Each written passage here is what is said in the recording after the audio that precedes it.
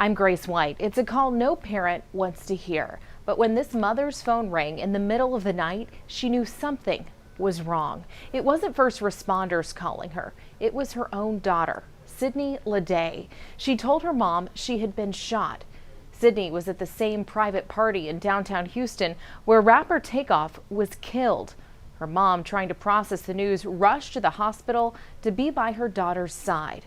In her first interview, this mom opens up about her daughter's recovery, what those early moments were like in the hospital, and why she's calling for accountability now for what happened to her 24-year-old daughter. What has this been like as a mom to watch your daughter go through this? Oh, as a mom, it's from the beginning, it's been like she said, it's unreal. It's like Halloween weekend just haven't stopped. You know, as a mom, you want to make sure your child is okay, of course. So moms, we know how to hold things in and keep pushing and make sure everything's okay. And we kind of will set ourselves to the side, you know, just to make sure our children are good. But it's been a nightmare, you know. As a mom, you're watching your child sick. Like she said, coming home from the hospital, well, from the initial phone call, I felt like my whole inside was on the floor. You know, my husband had to pick me up. We had to keep pushing to even get to her, you know, and just to hear the words from your child, "Mom, I've been shot in my head." You know, like, you're like, what? Like, what are you saying? And then she's telling me that, so. And where were you when you got that phone call? What the funny thing, whenever she's not home and she goes out, I'm constantly up. I'm walking around. And that particular night, I just sat down on the side of the bed. And when the phone rang, I just knew it was something. So, you know, I had to call my mom, call my sisters, tell my husband, you know, not that she's been shot in the head, but we got to go now. So it's hard. So you went straight to the hospital. What happened when you got there? We stood outside in the cold and rain under the carport with the police because we couldn't go in for like 7 hours. That must have been torture.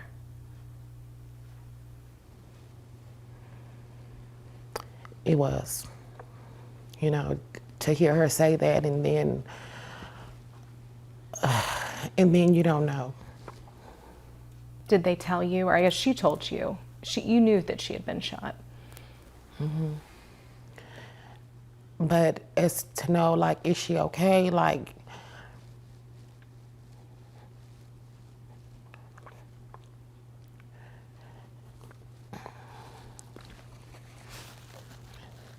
seven hours is a long time.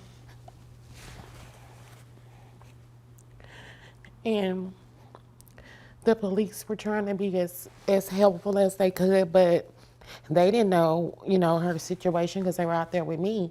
And they had to secure the hospital so that if it was a threat to her, you know,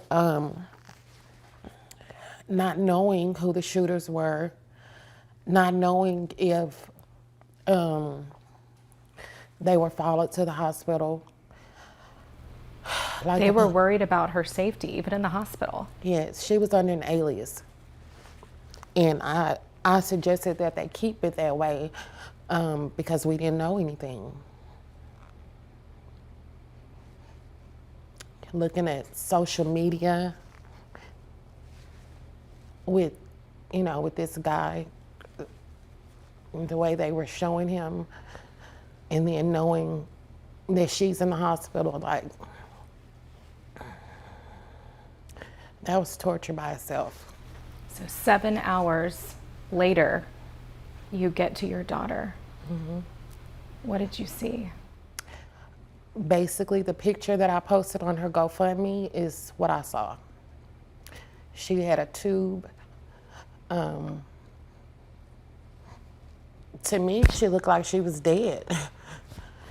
Me being a mom.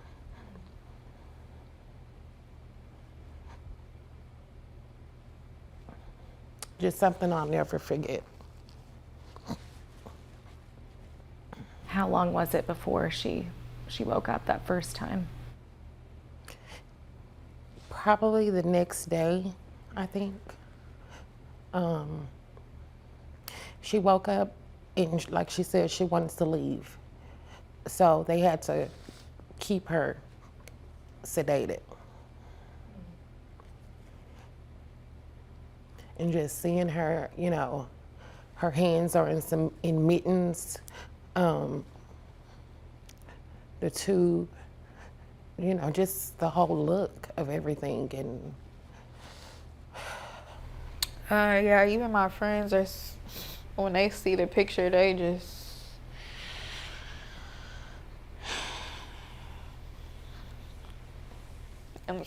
like, you need a warning sign.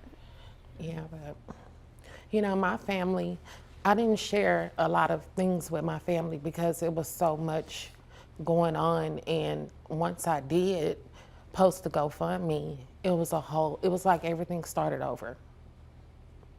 People had wanted to to know how she explain was doing. What it. happened? First, a lot of calls, and yeah, it did. Like, it was coming back all over again, which we knew was gonna happen, but it's just like you having those emotions all over again. There's no planning for any of it. There's no planning with her having nightmares. She was constantly nauseated. She couldn't eat. The anxiety, the constant emotions, just out of nowhere, she's crying, you know. We're just trying to take care of her. And so we had to deal with all of that. And we're still dealing with it. For a while, she was afraid. She didn't know, you know, she just didn't know. You know, even as a mother, I'm sheltering her from the TV. I'm sheltering her, I'm keeping her phone so she's not on social media. She's not seeing the pictures from that night. You know, she's not reading all these comments. It's just a lot. You know, I'm covering up for my 7-year-old. You know, she wants to know, where's Sissy? So I'm telling her, you know, she knew she was in the hospital, but I'm telling her, oh, Sissy has a headache, but she'll be fine. She knew something was going on, but she's only 7. What do you want to say to people who are following the case, heard about Sydney's story, who have wanted to help in some way and wanted to know how she's doing? I just want to say it's a long road to recovery. It's a day-to-day process, you know. It's not easy. We're so appreciative for all the love and support from strangers, you know.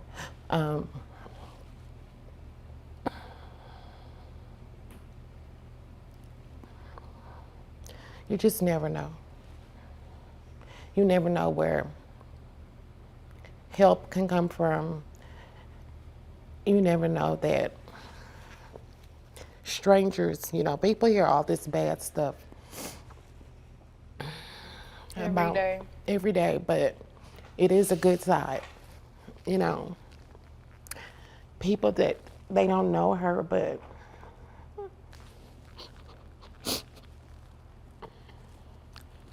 I'm sorry. Don't apologize. Just people don't know her, and they don't know us as a family, but to see the support and the love from people.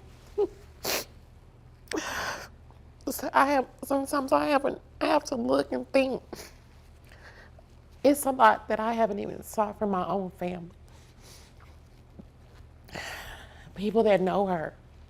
But to see people give that don't know her, that means so much. And I can't say thank you enough. Like she said, we're grateful. So grateful. And I just know God is so good because he didn't have to keep her here, but he did. So we have to live our life a different way, just being grateful.